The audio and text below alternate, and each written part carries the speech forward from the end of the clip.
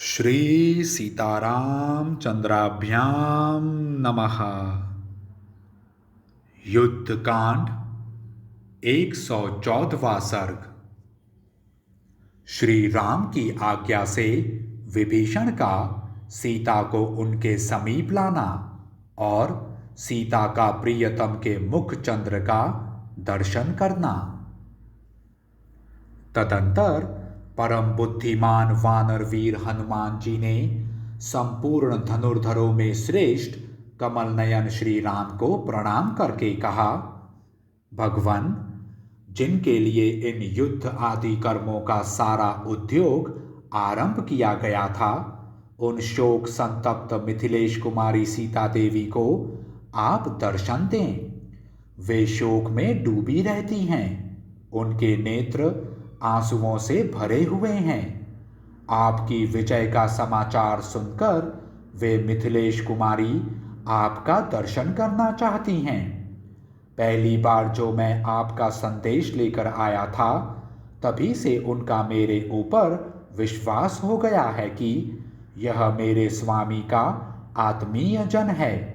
उसी विश्वास से युक्त हो उन्होंने नेत्रों में आंसू भरकर मुझसे कहा है कि मैं प्राणनाथ का दर्शन करना चाहती हूँ।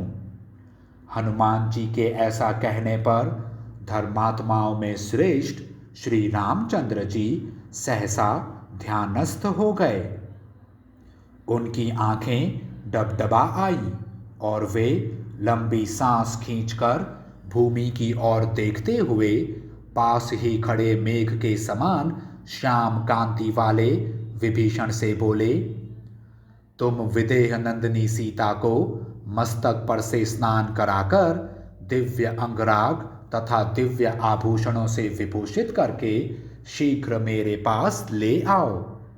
श्री राम के ऐसा कहने पर विभीषण बड़ी उतावली के साथ अंतःपुर में गए और पहले अपनी स्त्रियों को भेजकर उन्होंने सीता को अपने आने की खबर दी।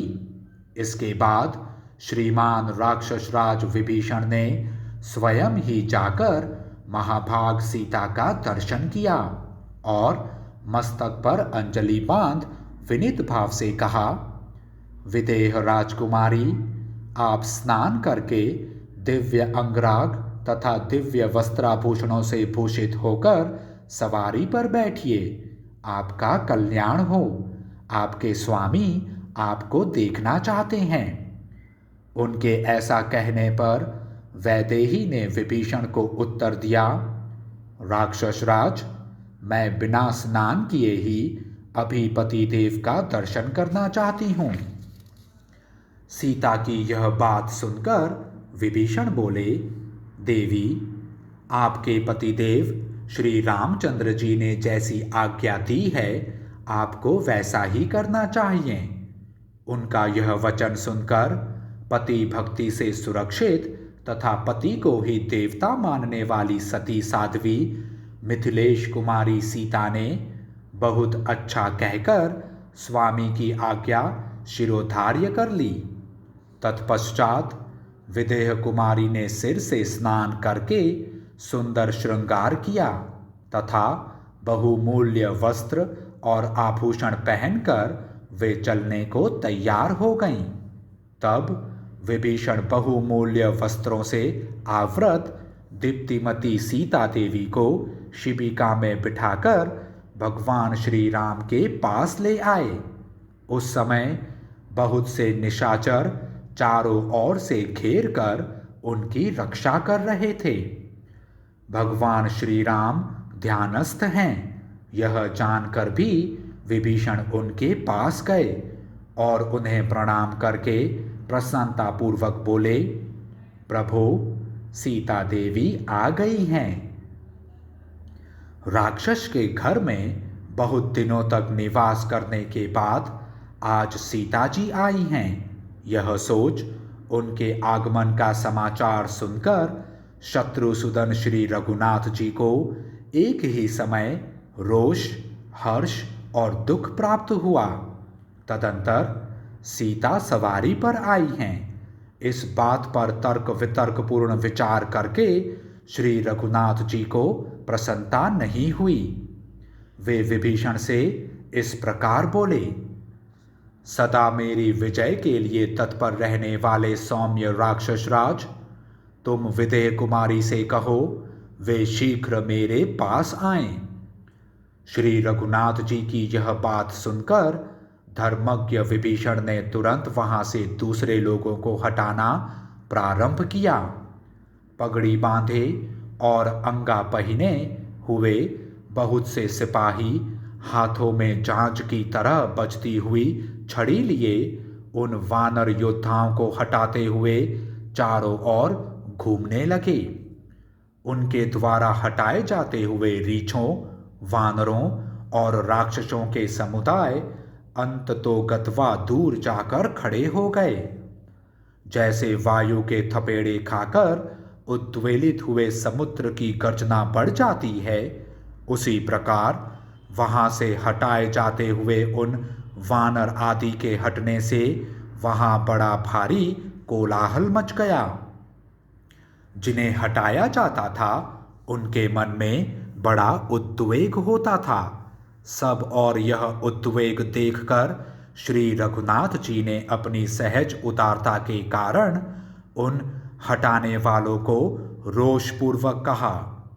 उस समय श्री राम हटाने वाले सिपाहियों की ओर इस तरह रोषपूर्ण दृष्टि से देख रहे थे मानो उन्हें जलाकर भस्म कर डालेंगे। उन्होंने परम बुद्धिमान विभीषण को उलाहना देते हुए क्रोधपूर्वक कहा, तुम किस लिए मेरा अनादर करके इन सब लोगों को कष्ट दे रहे हो? रोक दो इस उद्वेगजनक कार्य को। यहाँ जितने लोग हैं यह सब मेरे आत्मीय जन हैं। घर, वस्त्र और चहारदीवारी आदि वस्तुएं स्त्री के लिए पर्दा नहीं हुआ करती हैं। इस तरह लोगों को दूर हटाने के जो निष्ठुरतापूर्ण व्यवहार है, ये भी स्त्री के लिए आवरण या पर्दे का काम नहीं देते हैं।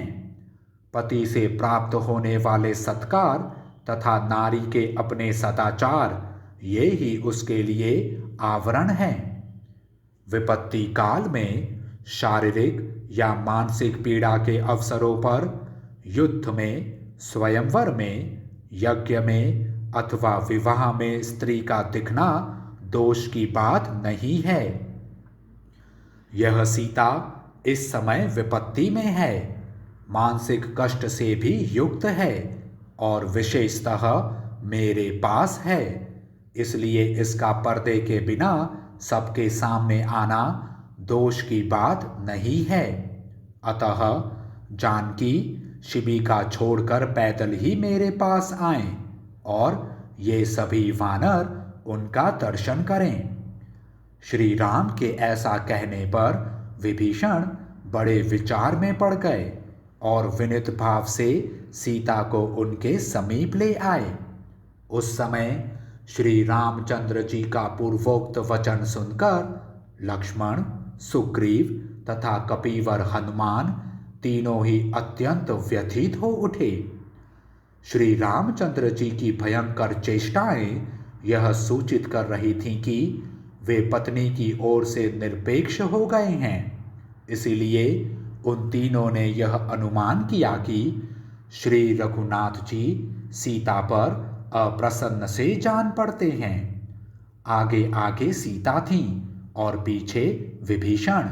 वे लज्जा से अपने अंगों में ही सिकुड़ी जा रही थी। इस तरह वे अपने पतिदेव के सामने उपस्थित हुईं। सीता जी का मुख अत्यंत सौम्य भाव से युक्त था। वे पति को ही देवता मानने वाली थीं। उन्होंने बड़े विस्मय, हर्ष और स्नेह के साथ अपने स्वामी के सौम्य मुख का दर्शन किया। उदयकालीन पूर्ण चंद्रमा को भी लज्जित करने वाले प्रियतम के सुंदर मुख को, जिसके दर्शन से वे बहुत दिनों से वंचित थी, सीता ने जी भर कर निहारा और अपने मन की पीड़ा दूर की। उस समय उनका मुख प्रसन्नता से खिल उठा और निर्मल चंद्रमा के समान शोभा पाने लगा। इस प्रकार श्री वाल्मीकि निर्मित आर्ष रामायण आदि काव्य के युद्ध कांड में 114वां सर्ग पूरा हुआ। जय श्री राम।